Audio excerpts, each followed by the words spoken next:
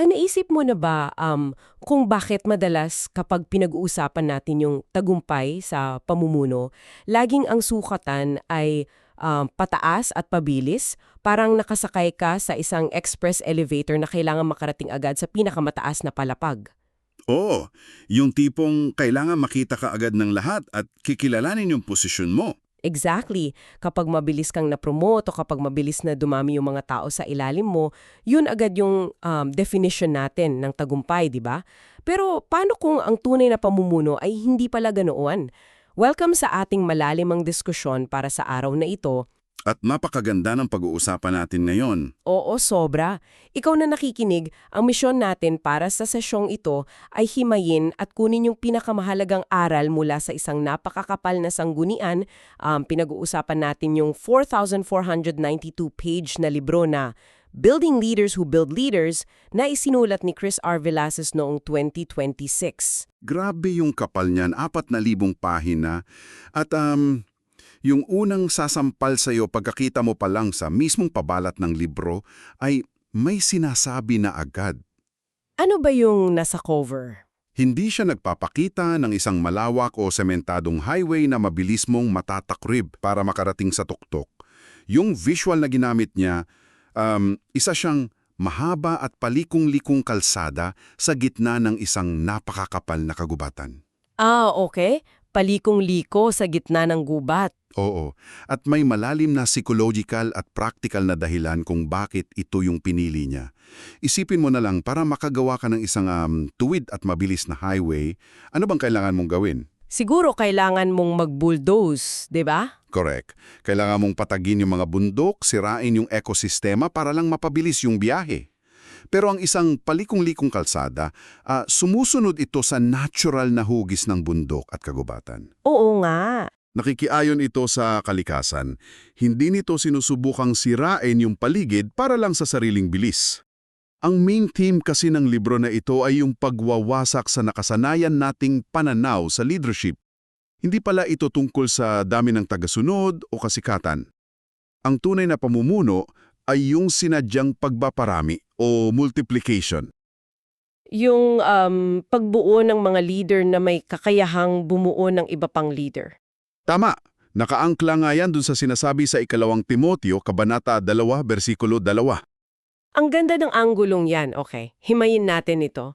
Kasi kapag inilapat natin yung metaphor ng kalsada sa mga tao, ang pamumuno pala ay hindi yung pag-aaraw o pag-bulldoze sa mga kahinaan ng iba para lang makuha mo yung resulta ng mabilis.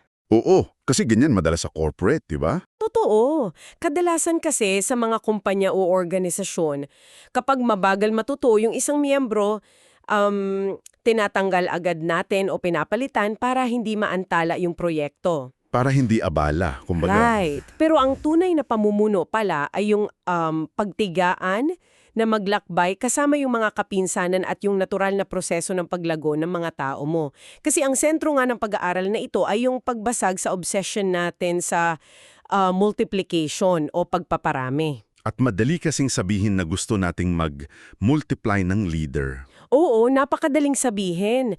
Pero ikaw na nakikinig, alam kong nararanasan mo ito araw-araw. Madalas tayong nalilinlang ng teknolohiya eh. Akala natin, dahil libu-libo yung followers natin sa social media, nagmumultiply na tayo ng impluensya.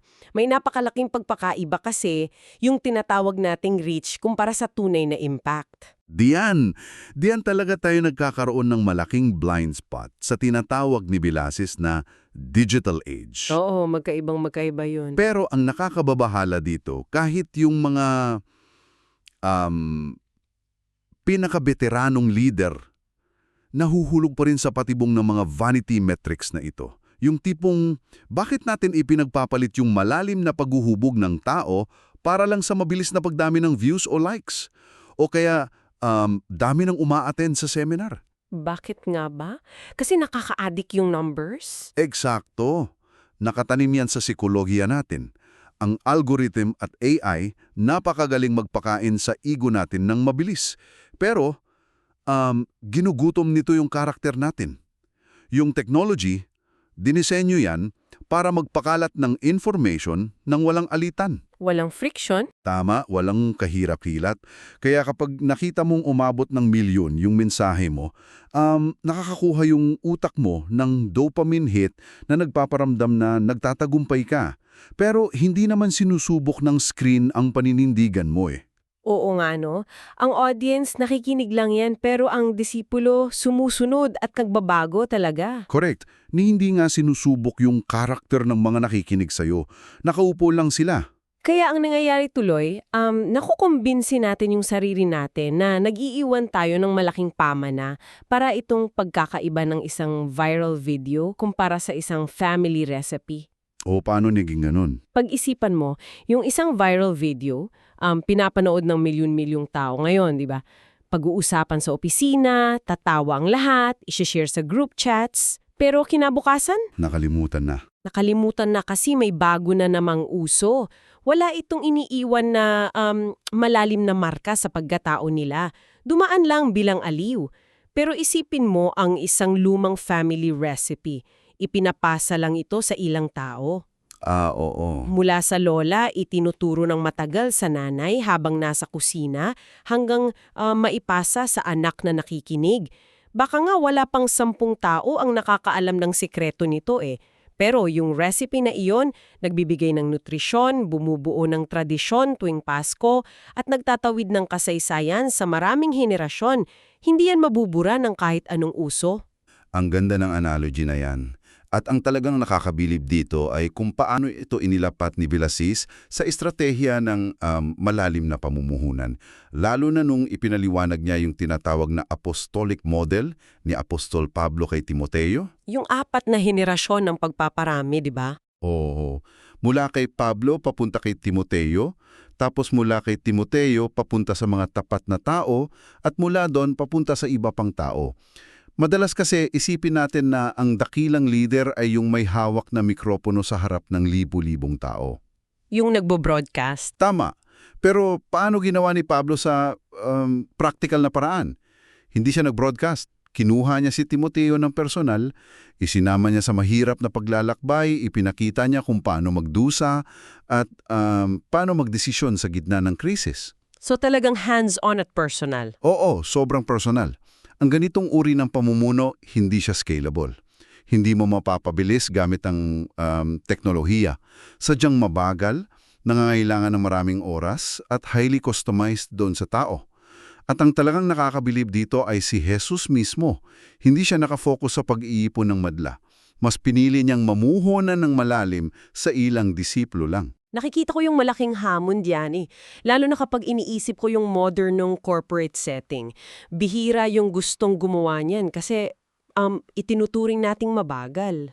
Sayang sa oras, di ba? Oo. Mula sa pananaw ng efficiency, imbes na umupo ako ng 3 oras kasama yung isang junior manager para ipaliwanag yung desisyon sa kumpanya, mas madaling mag-send na lang ng malawakang email memo. Nakatipid pa ako ng oras. Totoo yan. Isang click lang, send to all na. Di ba? Pero ang memo, nagpapasa lang ng impormasyon. Yung 3 oras na pag-uusap na yun, sana ang magpapasa ng paraan ng pag-iisip. Ngayon, kung naitatag na natin na ang layunin ay pagpaparami, paano ba ito sisimulan ng isang leader? Dito napapasok yung pangalawang malaking punto ng libro. Kailangan ng pagbabago ng pananaw mula sa pagmamayari o ownership papunta sa pangangasiwa o stewardship. Wait lang, dito ako medyo may natural na pushback eh. At palagay ko, marami sa nakikinig ang makaka-relate dito. Hindi ba natural lang sa tao na hawakan ng mahigpit yung proyektong pinaghirapan niyang buuin? Oo, syempre, dugot pawis yan eh. 'Di ba? Ikaw na nakikinig. Isipin mo, kung ikaw yung nagpalago ng negosyo mula sa garahe mo, bakit mo basta-basta bibitawan yung kontrol? Kapag ipinaubaya mo yung manibela sa isang baguhan, napakalaki ng tsansa na magkamali sila at masira lahat ng pinaghirapan mo. Hindi ba parang pabaya ka kung isusugal mo ito sa mga kamay na hindi kasing husay ng sayo? Yung pagtutol na yan napaka-valid at totoong-totoo. At yan mismo ang eksaktong ugat kung bakit, nang hindi natin namamalayan, pinapatay natin yung potensyal ng mga taong nasa paligid natin. Paanong pinapatay? Kapag nakatali kasi yung buong pagkatao at ego mo sa tagumpay ng isang proyekto, magkakaroon ka ng matinding takot.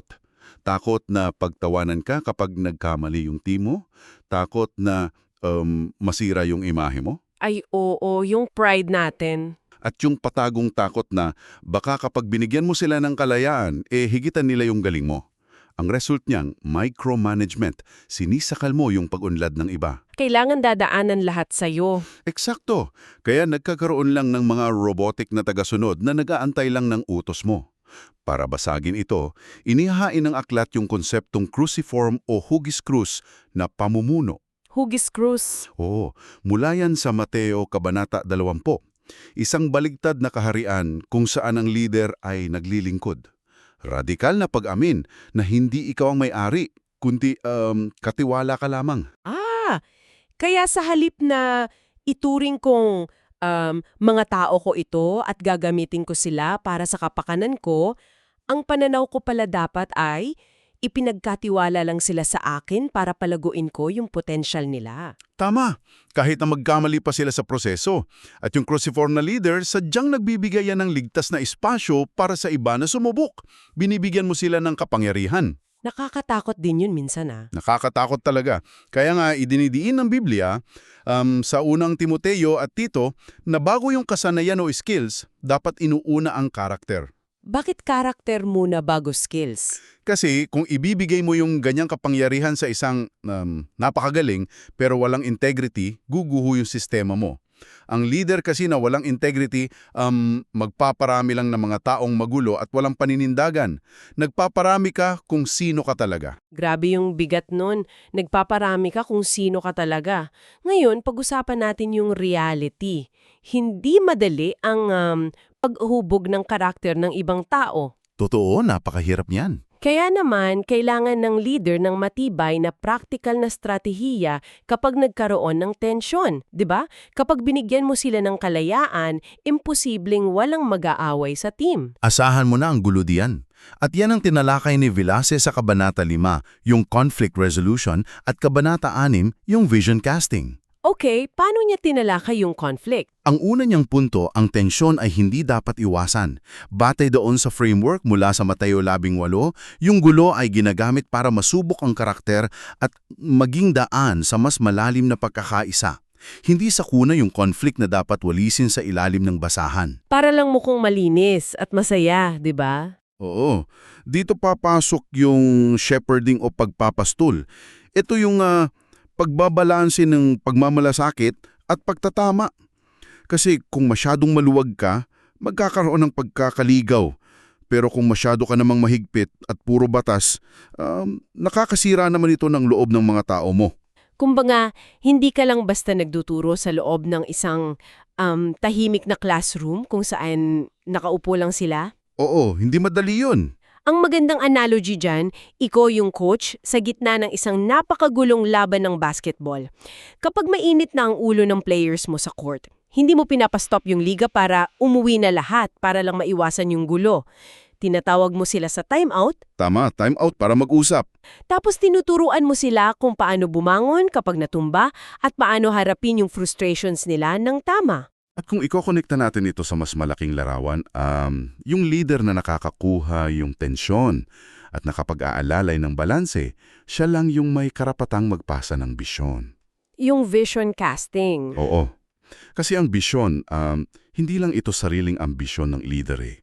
Isa itong misyon na unti-unting isinasalin sa balikat ng maraming tao, hindi ka lang humihingi ng tulong para sa personal mong pangarap. Ang galing nun. So, matapos mahubog at maturuan yung mga bagong leader sa ganyang paraan, ano na yung susunod na hakbang? Dito na yata papasok yung pinakamahirap, ngunit pinakamahalagang bahagi. Yung pagbitaw. Eksakto. At ito talaga ang pinakamabigat. Pinag-uusapan natin dito yung sining ng pagpapadala o yung sending. Sending. Okay. Sa libro, iniwalay ni Velasquez yung sending capacity sa seating capacity.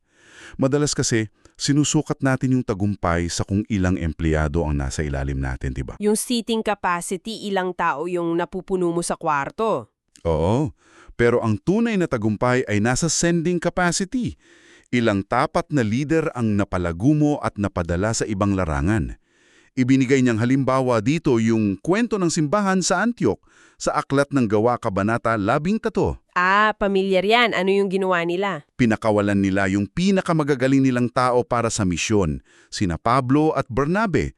Hindi yung mga sobrang tao lang, kundi yung pinaka-epektibo nila.